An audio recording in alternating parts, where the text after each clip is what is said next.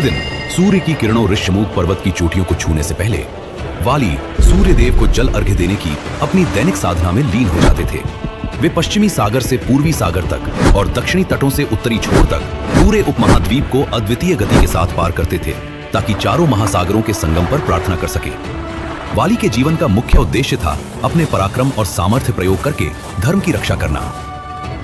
किंतु वाली के शासन के संतुलन को अचानक चुनौती मिली मायासुर के पुत्र दुंदुभी की ओर से। वरदानों और अपने शारीरिक शक्ति के अहंकार से मदमस्त होकर दुंदुभी ने पर्वतराज हिमावत को भी डरा दिया था। हिमावत ने उसे किष्किंधा की ओर भेज दिया क्योंकि वे जानते थे कि केवल वाली ही ऐसी अराजकता का सामना करने में सक्षम थे। दुंदुभी किष्किंधा के द्वार पर पहुंचा और युद्ध के नगारे जैसी गर्जना करने लगा, जिससे उसके खुरों की थाप से पृथ्वी कांप उठी। शांत होकर वाली अपने महल से बाहर निकले और पहले उन्होंने दुंदुभी को समझाने का प्रयास किया। उन्होंने उसे अपने प्राण बचाने और नगर के द्वार को अवरुद्ध न करने की सलाह दी। दुंदुभी अपनी जगह से टस से मस न हुआ और उसके बाद जो युद्ध हुआ वह दो महाबलियों की असीम शक्ति का जीवंत प्रदर्शन था।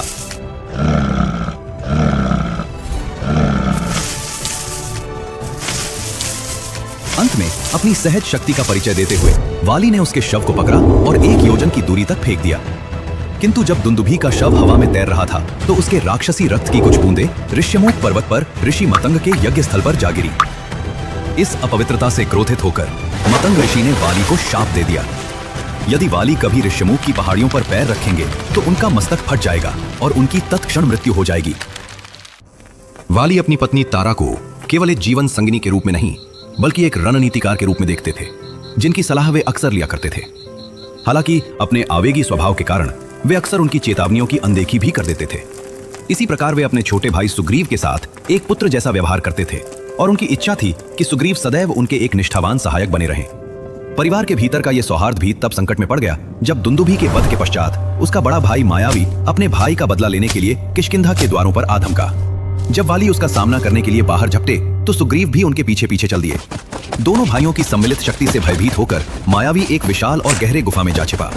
युद्ध को समाप्त करने के अपने आवेगी जुनून में वाली ने सुग्रीव को आदेश दिया कि वे गुफा के प्रवेश द्वार पर ही रुकें और उनके वापस आने तक वहीं पहरा दें। सुग्रीव प्रतीक्षा करते रहे। दिन महीनों में बदल गए और महीने एक पूरे वर्ष में। सुग्रीव गुफा के द्वार पर प्रहरी बनकर खड़े रहे, जहां उन्हें पृथ्वी के गर्भ से गूंजती युद्ध की दूरस्थ और दबी हुई गर्जनाओं के अतिरिक्त कुछ सुनाई नहीं दे रहा था।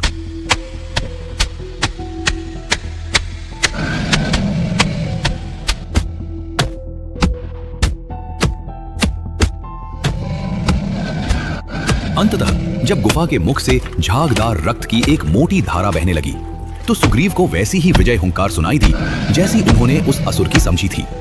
ये निष्कर्ष निकालते हुए कि वाली वीर गति को प्राप्त हो चुके हैं और इस डर से कि वो असुर बाहर निकलकर नेतृत्व विहीन किष्किंधा को नष्ट कर देगा, सुग्रीव ने आत्मरक्षा में एक हताशपूर्ण कार्य किया। उन्होंने गुफा के मुख पर एक विशाल शिला रख दी, उसे पूरी तरह बंद कर दिया और शोक मनाते हुए नगर लौट आए।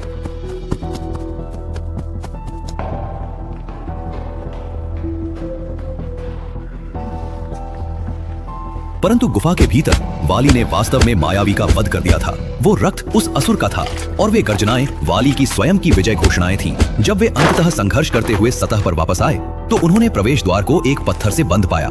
वाली के लिए ये कोई दुर्घटना नहीं बल्कि उनकी हत्या का एक सुनियोजित प्रयास था। क्रोध और संदेह से जलते हुए वाली ने उस विशाल शिला को टुकड़ों टुकड़ों में चकनाचूर कर दिया और किष्किंधा की ओर वेग से प्रस्थान किया। उन्होंने महल के द्वारों को ध्वस्त कर दिया और भीतर पहुंचकर देखा कि सुग्रीव उनके सिंहासन पर विराजमान थे। वाली को जीवित देखकर सुग्रीव प्रारंभ में हर्षित हुए, परंतु वाली के क्रोध से लाल चेहरे को देख उनका वो हर्ष क्षण भर में ही मटियामेट हो गया। सुग्रीव ने उनके चरणों में गिरकर गिड़गिड़ाने का प्रयास किया, मंत्रियों के दबाव की व्याख्या की और राज्य लौटाने का प्रस्ताव रखा। किंतु प्रतिशोध की ज्वाला में जलते वाली ने एक शब्द भी सुनने से इनकार कर दिया। यह संघर्ष एक क्रूर और एक तरफा प्रहार में बदल गया। वाली ने अपनी वज्र के समान मुष्टिकाओं से सुग्रीव पर प्रहार किया और उन्हें नगर से खदेड़ते हुए घने वनों तक उनका पीछा किया। अंततः सुग्रीव उसी एकमात्र स्थान की ओर भागे जहां वाली नहीं जा सकते थे, ऋष्यमूक पर्वत, वह स्थान जो केवल ऋषि मतंग के शाप के कारण सुरक्षित था।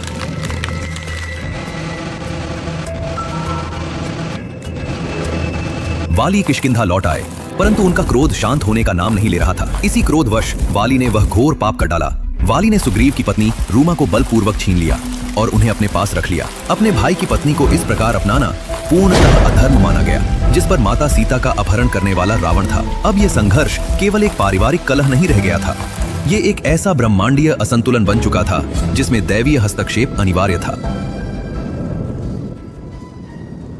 किंतु सुग्रीव का भाग्य दो वनवासियों श्री राम और लक्ष्मण के आगमन से बदलने वाला था। रावण के हाथों सीता को खोने के बाद वे कमलों और पक्षियों से सुशोभित पंपा सरोवर पहुंचे। ऋषिमुख की सुरक्षा से इन दो योद्धाओं को देखते हुए सुग्रीव प्रारंभ में शंकित थे। उन्होंने उनके मंतव्य का पता लगाने के लिए हनुमान को भेजा। ये भेंट इस गठबंधन के लिए उत्प्रेरक सिद्ध हुई। हनुमान ने राम की दिव्यता को पहचान लिया और एक समझौता हुआ। श्री राम वाली के भय को समाप्त करेंगे और सुग्रीव माता सीता की खोज के लिए वानर सेना को लामबंद करेंगे। हालांकि सुग्रीव के मन में अब भी वाली के दैत्य तुल्य कारनामों की स्मृतियां अंकित थीं। उन्होंने श्री राम को दुंदुभी का पर्वत जैसा कंकाल दिखाया, जिसे वाली ने सहजता से फेंक दिया था। सुग्रीव के संदेह को दूर करने के लिए श्री राम ने दो चमत्कार किए। प्रथम, उन्होंने खेल खेल में ही अपने पैर के अंगूठे से दुंदुभी के कंकाल को 10 योजन दूर उछाल दिया। द्वितीय, उन्होंने एक ऐसा बाण चलाया जिसने 7 विशाल साल के वृक्षों को भेद दिया और पुनः उनके तरकश में लौट आया। इससे यह स्थापित हो गया कि श्री राम के पास वह सटीकता और शक्ति थी जो वाली के पाश्विक बल को परास्त कर सकती थी। हालांकि सबसे महत्वपूर्ण रणनीतिक निर्णय वाली को छिपकर मारने का था, क्योंकि वाली अपने प्रतिद्वंदी की आधी शक्ति सोख लेते थे। पहली बार जब सुग्रीव ने वाली को चुनौती दी तो योजना विफल हो गई। जब दोनों भाई गुत्थम गुत्था हुए तो उनके शरीर रक्त से लथपथ हो गए और श्री राम एक जैसे दिखने वाले भाइयों के बीच अंतर नहीं कर पाए। वाली के घूंसों से अधमरे होकर सुग्रीव वापस पर्वत की ओर भागे। अतः दूसरी मुठभेड़ से पहले राम ने सुग्रीव के गले में गजपुष्पी की माला डाल दी, जिससे वे भिन्न दिखने लगे।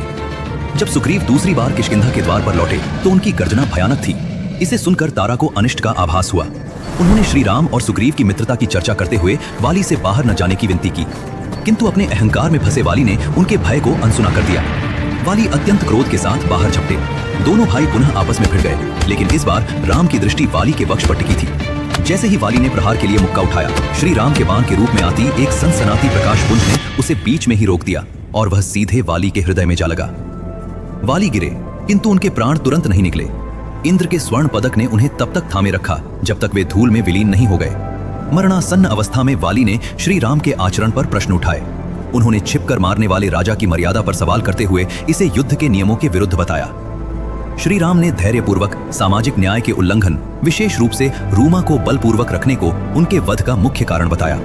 उन्होंने तर्क दिया कि जो राजा पशु की भांति आचरण करता है उसका शिकार पशु की तरह ही किया जाना चाहिए। उस क्षण वाली ने श्री राम की दिव्यता को पहचाना और अपने पापों का प्रायश्चित किया। अपने अंतिम क्षणों में वाली ने सुग्रीव से अंगद का ध्यान रखने का अनुरोध किया और रूमा को लौटा दिया और उनका शरीर परमात्मा में विलीन हो गया।